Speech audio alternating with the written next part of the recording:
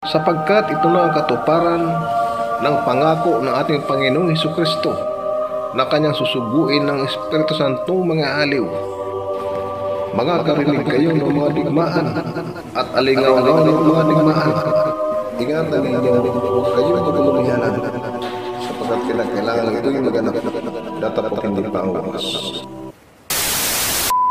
Medyo mainit ang panahon, pero okay lang. Ang kaligayahan ko ay may pagkalob sa inyo o may bahagi sa inyo yung mga aralin. Napakahalaga pa rin sa buhay ng tao.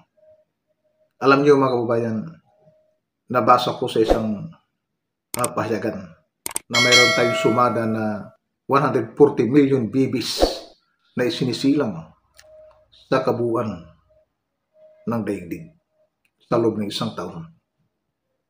140 million ang isinisilang sa napakarami po. Ngayon, saan galing yan mga kababayan? Saan galing? Sa napakarami pong mga espiritu na sinisilang na muling inilagay sa mga katawang laman. Saan galing yan mga espiritong yan mga kababayan? Yan ay hindi natin naiisip. 140 million yung isinisilang kada taon sa kabuuan ng sandaigdigan. Hindi ba ninyo ako tatanungin kung saan galing yung mga espiritong yan? Mayroon tayong laman, kaluluwa, at espiritu. Tatlo po ang sangkap ng tao. Sino ang espiritu? Ikaw, ako na nagsasalita. Ang espiritu ang nagmamaniubra sa ating katawang laman. Ako rin ang nagsasalita. Ako rin ang nagmamaniubra sa katawang laman ito. Ang lahat ng gusto kong gawin, magagawa ko. Lahat ng kabutihan na pwede kong gawin, magagawa ko. Magagawa ko saan ko gusto pumunta. Maiisip ko ang lahat ng gusto kong isipin dahil ako ang commander ng katawang ito. Kaluluwa. Ang kaluluwa ay isang uri ng enerhiya, isang uri ng liwanag na bumabalot sa ating mga katawang laman para protektahan ang ating katawang laman. Yan ang trabaho ng ating kaluluwa. Mas lamang tayo ng kaunti sa mga hayop. Ang mga hayop ay nabubuhay na walang espiritu. Nabubuhay sila ng kaluluwa at gayon din ng laman. Laman at kaluluwa. Yan lang ang mayroon sa mga hayop. Ayan ang hayop na inyong napanood. Wala silang espiritu. Nabubuhay sila na laman at kaluluwa. Enerhiya. Yun lang ang mayroon ng hayop. Tayo lang ang nilalang ng Diyos na mayroong espiritu. At binigyan niya ng kaisipan na nakakaalam ng mabuti at masama. At yan ang kapangyarihan na ibinigay ng Diyos sa tao. Yung pagkaalam ng mabuti at masama. Yan ang tao. Yan ang kalihiman ng tao. Okay, balik tayo dun sa pagsilang ng tao.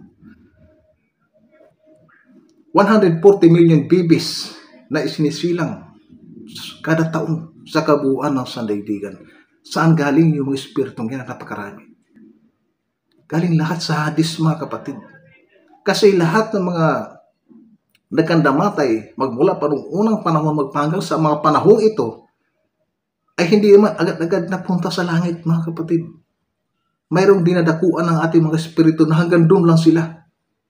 Hindi sila pwede lumagpas pa sa itaas na pagkaalam na iba na, oy, pag namatay ngayon, nandun na agad kay Lord. Walang ganun eh. Walang ganun mga kababayan.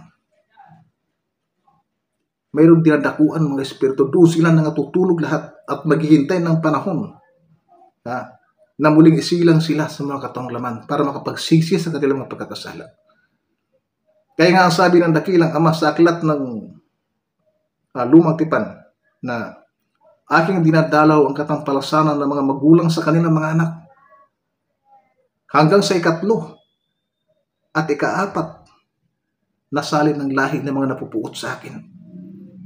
Ibig sabihin, binibigyan lahat ng Diyos ng pagkakataon ng lahat isilang sa mga katong laman para magpagsisi sa kanilang mga pagkakasala. Hanggat hindi mo nahahanapan, tapos namatay ka na naman, bibigyan ka ulit ng Diyos ng pagkakataon. Pagsisi sa iyong mga pagkakasala. Sinisilang kang muli sa mga katong laman.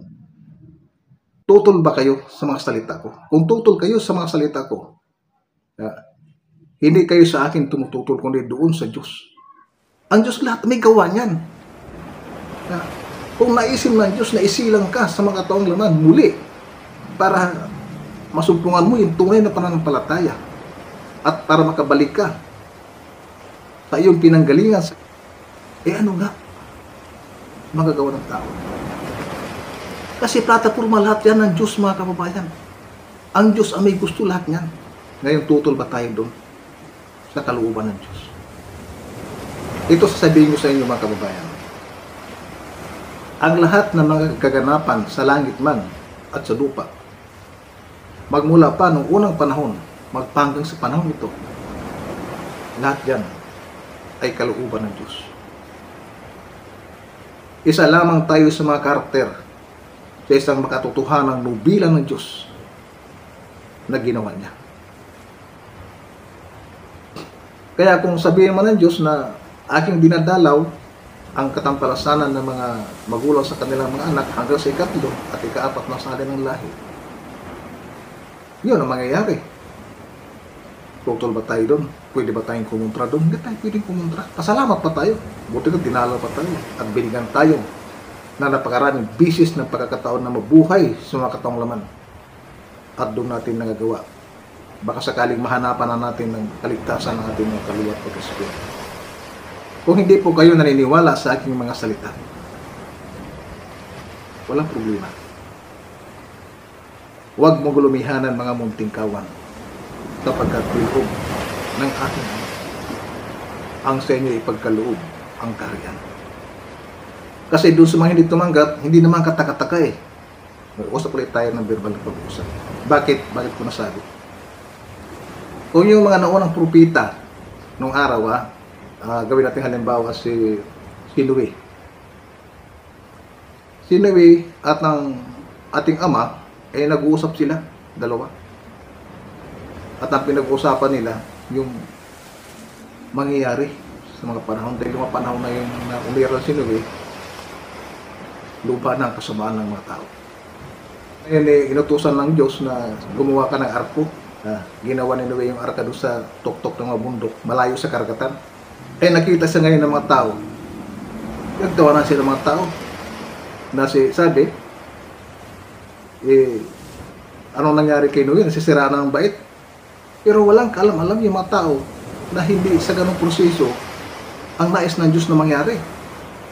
Pagkatapos ng 40 araw at 40 gabi na ulan, bumaha po ang kabuuan ng sandigdigan na siyang sanhin ng pagkamatay na hindi magbilang ng mga tao. Di ba mga kababayan? Yan ang istorya. Makatotohanang kwento ng buhay. Punta naman natin si Kristo. Naniniwala ba sila kay Kristo? Hindi naniniwala ang tao kay Kristo, mga kapatid. Pinatay siya. Lahat ng pasakit, pahirap ay ginawa nila kay Kristo. Ito ang video, panoorin natin. Ayan. Lahat ng pahirap, nakita niyo sa video, lahat ng pahirap ginawa nila sa tao kay Kristo. Di ba mga kababayan? Hindi pa nasiyahan, kumuha sila ng sibat. Sinibat yung tagiliran ni Kristo. Kumakas yung tubig, hindi hat. Nung pagkasibat, di nalaglag yung tubig sa kwan. Nahapak yung lumindol, pagkatapos nag-crack yung lupa. Tapos yung tulda, yung tabing na tulda, nahapak. Nung makikita yun ng lahat na mapumatay sa kanya, nung time na yun, doon pala sila nanampalataya na talaga si Jesus pala, anak talaga ng Diyos. Kaya ano pa magagawa nila? Patay na si Kristo. Pinatay na nila. Diba mga kababayan? Yan yung makatotohanan kwento. Na napanood din yung video. Kaya ang hirap mga kababayan. Ako, sabi ko sa inyo, ang lahat ng mga bagay nito para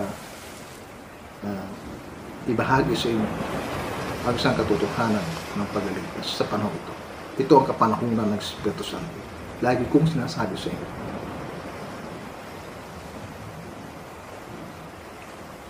Sino si Kristo, mga kababayan, na pinatay ng mga tao? Sino? Ano sabi ng kasulatan tungkol kay Kristo? Basahin mo natin.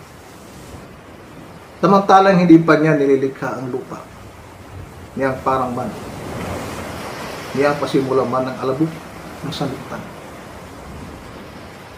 Nang kanyang itatag ang langit, ay nandun ako. Nang siya ay maglagay ng balantok sa balat ng kalaliman, nang kanyang pagtibayin ang mga langit sa itaas, na naging matibay ang mga bukal ng kalaliman. Nang bigyan niya ang dagat ng kanyang hangganan, upang huwag salangsangin ng tubig ang kanyang utos, nang kanyang iayos ang mga patibayan ng lupa. Kita mo, yan si Kristo. Pagkatapos, parating sa lupa, kung ano ginagawa mo. So hanggang dito po lang muli, mga kababayan. Magpapatuloy tayo muli doon sa mga susunod na mga video. Abangan po ninyo. Magandang tanghali po.